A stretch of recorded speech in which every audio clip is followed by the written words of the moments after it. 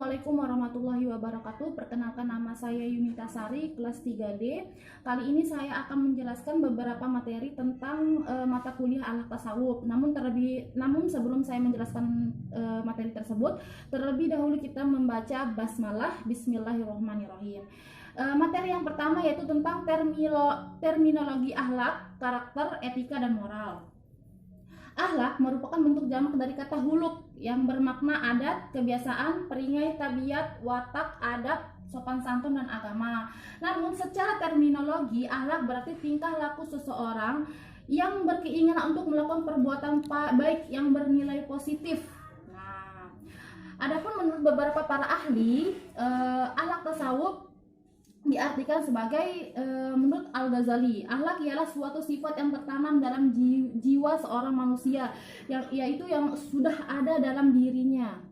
Yang kedua yaitu menurut Suluk Az-Zariyah, akhlak adalah salah satu cara pandang yang memperlihatkan hal-hal yang tampak dalam diri seseorang seperti bertingkah laku, watak, dan bertutur kata. Akhlak dibagi menjadi dua macam. Yang pertama yaitu akhlakul karimah, akhlak terpuji, dan yang kedua akhlakul mazmumah, akhlak tercela. Apa sih akhlak terpuji? Akhlak terpuji yang merupakan salah satu golongan macam akhlak yang harus dimiliki oleh seorang manusia. Seperti contohnya akhlakul karimah ini seperti bagaimana kita cara menolong sesama kita. Itu salah satu bentuk merupakan akhlak terpuji. Yang kedua yaitu akhlakul mazmumah, yaitu akhlak tercela, merupakan salah satu tindakan buruk yang tidak boleh kita sebagai umat manusia ikuti. Contohnya seperti iri, dengki, takabur, dan sombong. Adapun faktor-faktor yang mempengaruhi akhlak tersebut, yang pertama yaitu gen, keturunan atau bawaan. Yang kedua yaitu faktor lingkungan. Kenapa faktor gen? Nah, yang misalkannya seperti ini ya. Tabiat watak bapaknya itu suka menolong sesama. Nah, diturunkanlah gennya itu ke anaknya. Jadi anaknya itu suka menolong juga sesama manusia. Yang kedua faktor lingkungan, yaitu bagaimana seseorang dapat memberikan contoh yang baik untuk anak, sehingga anak dapat mencontohkannya, menirukannya dalam kehidupan sehari-harinya. Yang kedua yaitu karakter. Karakter menurut Kamus Besar Bahasa Indonesia KBBI adalah tabiat, watak, sifat, akhlak, budi pekerti yang membedakan seseorang dengan yang lainnya. Maksudnya misalnya seseorang itu mempunyai watak seorang pemimpin, dan satunya lagi mempunyai watak seseorang yang pemalu. Setiap orang mempunyai watak, sifat, karakter yang berbeda-beda. Sedangkan di Kamus Besar Sosiologi, karakter adalah ciri khusus dari struktur dasar kepribadian watak seseorang. Contohnya seperti seseorang itu mudah bergaul, sombong, labil, optimis, dan lainnya. Itu adalah karakter kita. Kita tidak bisa menilai karakter kita itu seperti apa. Pasti yang akan menilai itu orang lain, bukan diri kita sendiri. Kadang kita tidak bisa menilai karakter diri kita sendiri. Orang lain yang akan menilai kita. Seperti misalnya orang menganggap kita itu orang yang sombong, tidak bisa bergaul dengan orang. Padahal sebaliknya tidak seperti itu. Nah, seperti itu. Adapun faktor yang mempengaruhi karakter seseorang sama seperti akhlak. Ada dua, yaitu gen dan lingkungan. Nah, tadi sudah dijelaskan ya. Pasti kalau gen, misalnya bapaknya mempunyai karakter atau sifat yang seorang pemimpin, nanti diturunkan kepada anaknya. Bisa saja anaknya menjadi seorang yang bisa memimpin suatu negara.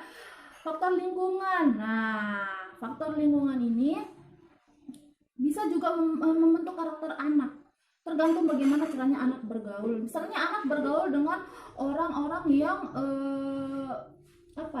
dengan orang-orang yang salah.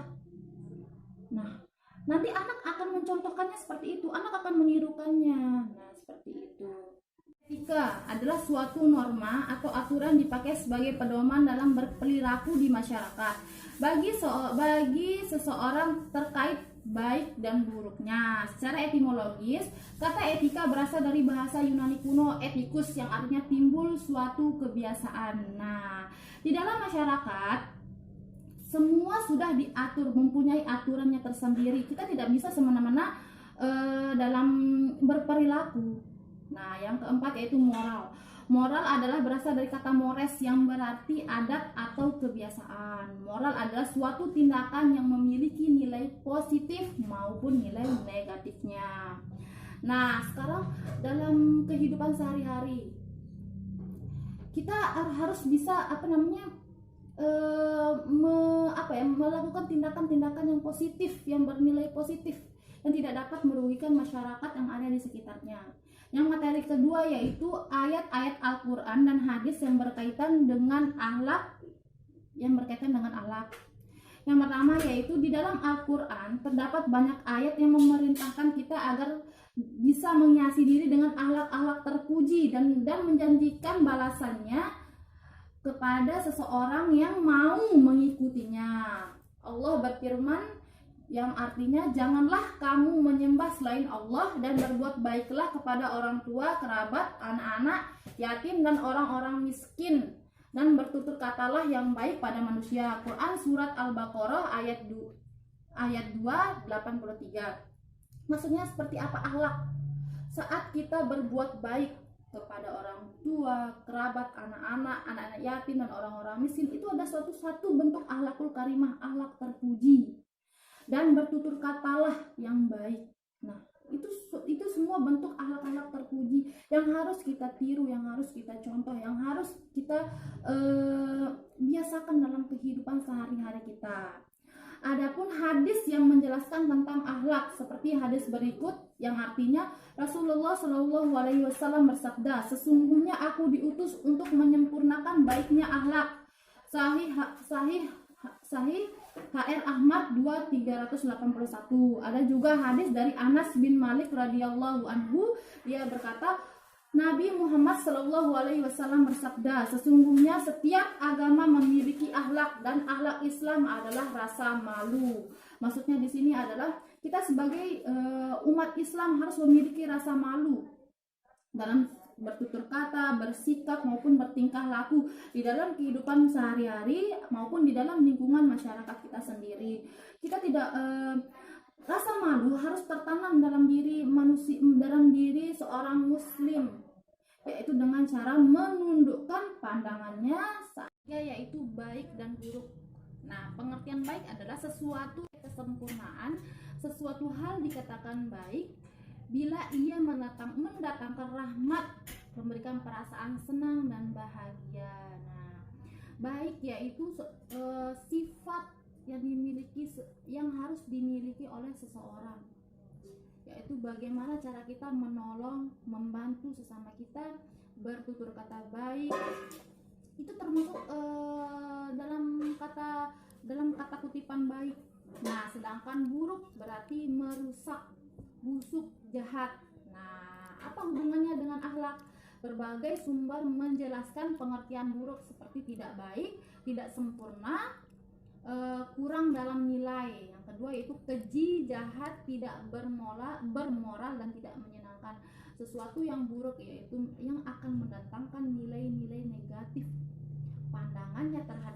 Pandangan seseorang terhadap kita jika kita melakukan hal-hal yang tidak bermoral akan dinilai oleh masyarakat. Baik buruknya sifat kita atau baik buruknya peringatan kita di dalam kehidupan masyarakat yang akan menilai, masyarakat yang akan mengecap ini orang ini nilainya apa sih, bagaimana sih sifatnya, baikkah, burukkah, moralnya, etikanya, akhlaknya, berperilakunya di dalam kehidupan bermasyarakat.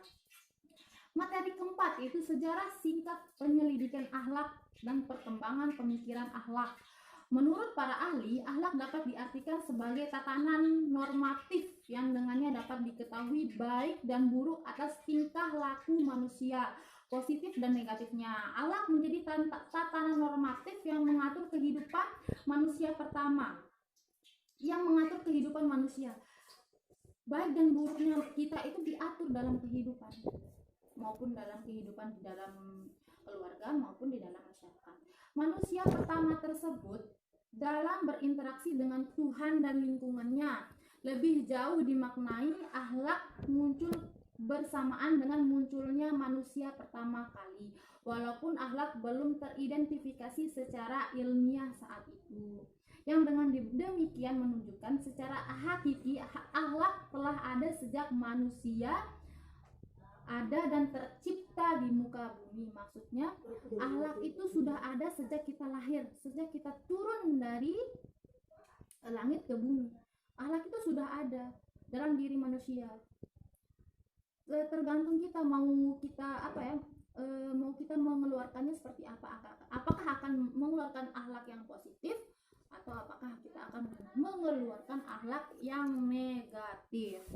Adapun tahapan perkembangan pemikiran akhlak, yaitu yang pertama akhlak pada periode Yunani, yang kedua akhlak pada periode bangsa Arab, yang ketiga akhlak pada fase Islam, yang keempat akhlak pada periode abad pertengahan, yang kelima yaitu akhlak pada periode abad modern, maksudnya yang sampai sekarang. Akhlak terus melalui perkembangannya, melalui tahap-tahapannya dari yang periode Yunani sampai yang sekarang, sampai yang modern. Materi kelima yaitu sejarah munculnya tasawuf dan ajaran tasawuf masa awal hingga perkembangannya.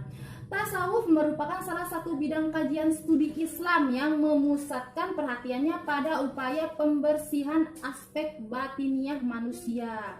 Tasawuf secara sederhana dapat diartikan sebagai usaha untuk mensucikan jiwa sesuci mungkin dalam mendekatkan diri kepada Allah Subhanahu wa Ta'ala, sehingga kehadirannya senantiasa dirasakan secara sadar dalam kehidupannya.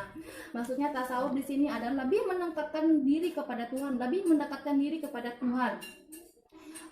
Mereka lupa akan duniawinya karena mereka ingin selalu dekat, ingin selalu berbicara, ingin selalu beribadah pada Allah Subhanahu wa Ta'ala. Adapun sejarah tasawuf yaitu timbulnya tasawuf dan dalam Islam tidak bisa dipisahkan dengan kelahiran Islam itu sendiri, yaitu semenjak Nabi Muhammad SAW diutus untuk menjadi rasul untuk segenap umat manusia dan semesta. Dalam sejarah Islam, sebelum munculnya aliran tasawuf terlebih dahulu muncul aliran zuhud pada abad ke-1 permulaan abad kedua. Apa zuhud? Secara etimologis, zuhud yaitu tidak tertarik terhadap sesuatu dan meninggalkannya. Zuhud merupakan hal yang tidak bisa dipisahkan dengan tasawuf. Sebagai seorang zahid yang menjauhkan diri dari kelezatan dunia serta mengingkarinya, serta lebih mengutamakan kehidupan yang kekal dengan mendekatkan diri kepada Allah Subhanahu wa Ta'ala. Ajaran tasawuf masa awal hingga perkembangannya dari abad pertama sampai pasca terbunuhnya Khalifah Utsman bin Affan. Nah, perkembangan ajaran tasawuf itu dari yang abad pertama sampai yang pasca terbunuhnya Khalifah Utsman bin Affan. Nah, perkembangan akhlak tasawuf itu terus berkembang sampai sekarang, sampai zaman modernnya. Materi keenam yaitu sumber ajaran tasawuf, tujuan, manfaat ilmu tasawuf dalam kehidupan sehari-hari. Ada beberapa sumber ajaran tasawuf, diantaranya yaitu 1. Syarat atau ilmu fikih. Nah, untuk mendalami tasawuf hendaknya mengkaji dan mempelajari dari berbagai mazhab untuk mendalami sufi. Kenapa kita harus mempelajarinya? Karena tidak bisa kita hanya mempraktekkannya. Kita harus memberikan teorinya dengan mengkaji dan mempelajarinya dari berbagai sumber mazhab yang ada. Atau jalan bisa juga diartikan sebagai guru rohani. Nah, dalam kita mempelajari tasawuf, kita juga harus mencari seorang guru yang mengerti tentang teori-teori mazhab kesufian. Yang ketiga yaitu makrifat atau ilmu. Ilmu yang dimaksud ini bukan sembarang pengetahuan seperti ilmu pengetahuan sosial atau ilmu pengetahuan alam, tetapi ilmu tentang alam gaib, ilmu tentang dunia lain. Nah, yang keempat yaitu hakikat atau esensi sumber dari segala alam, baik mawujud dalam artian fisik atau gaib. Nah, tujuan tasawuf tersendiri yaitu keberhasilan diri dan takarrub kepada Allah Subhanahu wa taala. Namun tasawuf tidak boleh melanggar apa-apa yang telah jelas diatur dalam Al-Qur'an dan As-Sunnah, baik dalam akidah, tata cara yang dilakukan.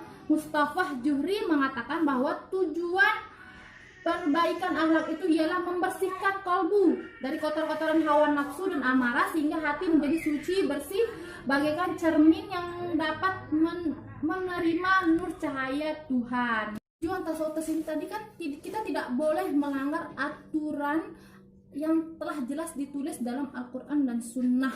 Nah, maksudnya seperti gini, kan di dalam Al-Quran dan hadis telah dijelaskan dan ditulis beberapa larangan yang tidak boleh dilanggar oleh umat manusia itu sendiri. Nah, orang-orang yang memperdalam tasawuf, mereka harus membersihkan dirinya, menjauhi larangan-larangan yang telah dijelaskan, yang telah difirmankan oleh Allah Subhanahu wa taala di dalam Al-Quran dan hadis.